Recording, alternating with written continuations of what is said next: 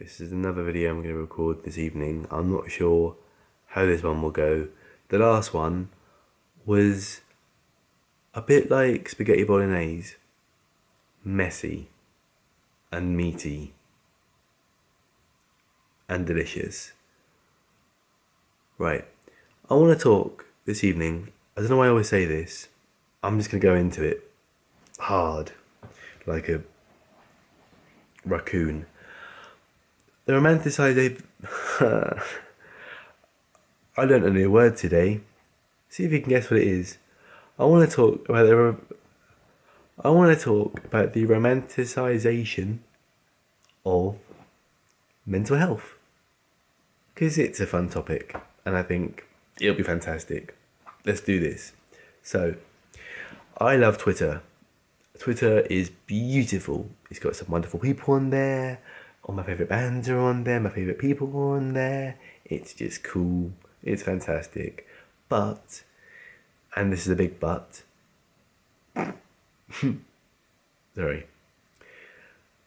This video is far too jolly for this topic. I do apologize. I'm going to tone it down a little bit. One thing I hate is people making light of situations that people are hurting themselves in. Things like self-harm, for example, and depression, that sort of thing. Let me get one thing clear. Depression will never ever be beautiful. The people who have it are going through a very, very difficult time. And I think sugarcoating depression and sugarcoating anxiety and mental health issues in general isn't helping the situation. Now, I'm sure people are doing it in good nature, but one thing I can't vouch for is people using depression as a fashion statement, making it seem like an idealistic thing to do or be in. Having chronic pain in your brain is not something that you want to have ever. Ever, ever, ever, ever. I've been depressed a couple of times in my life, and I can assure you, it is not fun. Not wanting to leave your bed because you're scared of everyone outside. You're scared of mirrors. You're scared of your family's You're scared of your family hearing or smelling you because you stink because you haven't showered. It's not fucking nice. Sorry, I got a bit deep then, but I had a bit of a flashback in my mind. Now I remember the day I found out about my mum passing away. And I remember leaving the house, and I remember feeling like every single person's eyes were glued to me, like googly eyes. Like, you know that thing when you look at a picture, like a portrait in a gallery, and you feel like the eyes are following you? That's what I felt like. I felt like all the CCTV cameras in the world were like pointing at me as I walk along. Horrible. Genuinely horrible thing. And then I go on Twitter a couple of years later, and I see people making it seem like it's a jolly old fun time. Fuck that. I see people talking as if like depression or suicide is a meme. Suicide is not a joke. The whole drink bleach thing, that can get to fuck. That's horrible. I would never wish death upon anyone, because death isn't nice. Death isn't beautiful. Bloody hell, you see so many people on Twitter especially who say like, I want to die. If you genuinely feel like you want to die, call someone, speak to a professional. Do not go on Twitter and trying to get followers and fucking likes and favourites on a tweet that says that you have mental health issues. Stop using mental health to get popularity. Mental health is a very personal thing. Mental health ruins lives sometimes. And I think that people who talk about this sort of thing in such a sugar-coaty, fluffy way are being insensitive. I don't wish to piss on anyone's parade because it sounds like I am. And I respect everyone's opinions on this. This is just my opinion. I'm just sort of aggressively spewing at you.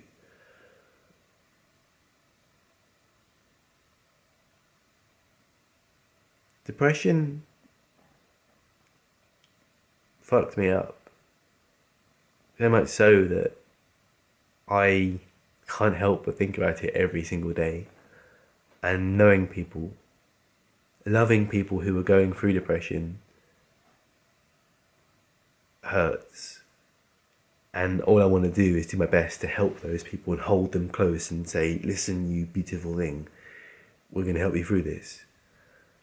Depression is ugly as fuck. So is social anxiety. You know, you can be socially awkward all you want. And you can be... I think there's different levels of depression and depressedness. I wouldn't say right now I'm depressed. I think right now I'm just sort of like borderline normal, if you can call me that. You know, I'm just kind of plodding along.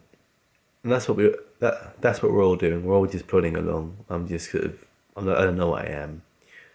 I'm happy though. I feel happy.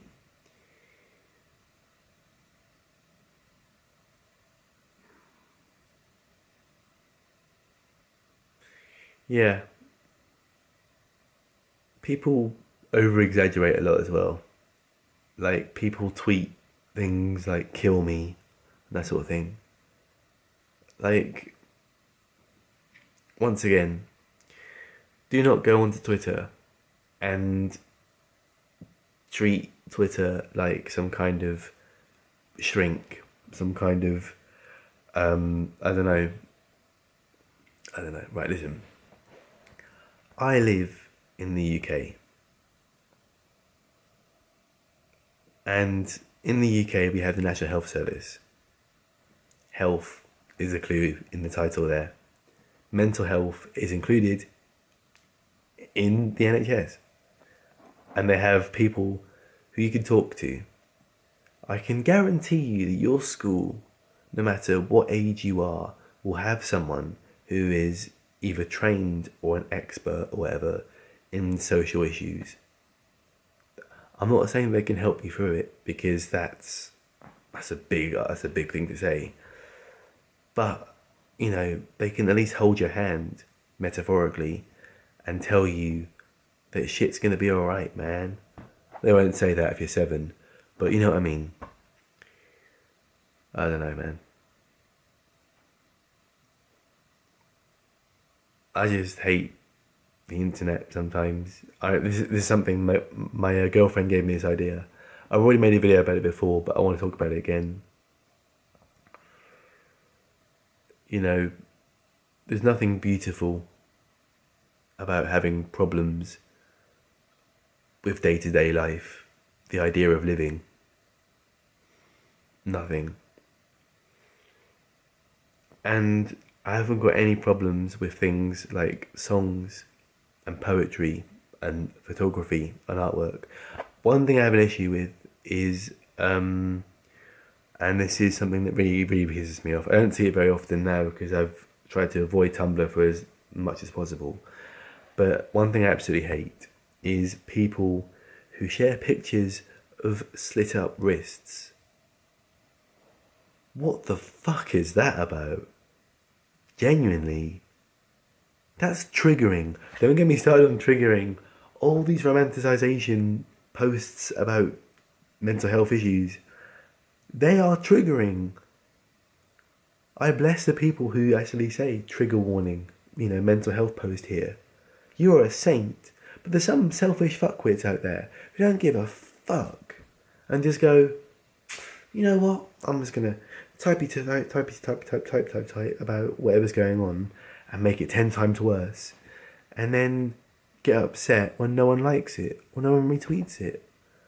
Stop using your mental health problems for retweets and likes. If you have help, speak to someone, please. Thank you for listening. I'm sorry I'm very aggressive about this. I'm just very passionate about this. Okay, cool. I've missed a 10-minute mark. This is very irritating. I don't care.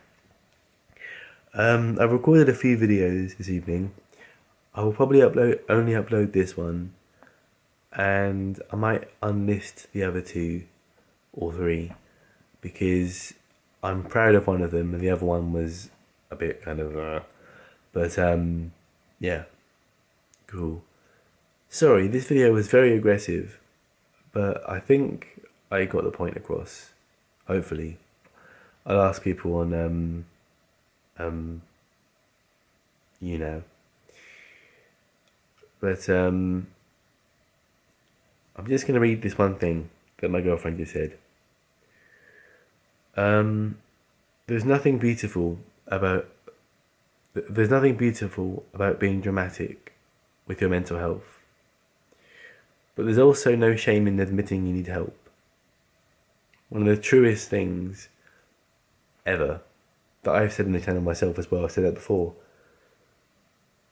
In fact, I'd go as far as to say that admitting you need help is one of the bravest things that you can do. Now, I wouldn't say do it for your own benefit. Actually, no, I would. Fuck it. If you feel like you need help, go for it. If other people tell you you need help, analyze your thoughts and say, listen, I need help. And even if you're telling someone who you know can't do anything, if you trust in them to speak to the right people, they can help you. Your mental health isn't a bad thing. It's not your fault. These thoughts have been put in your head because, I don't know, but they're in your head.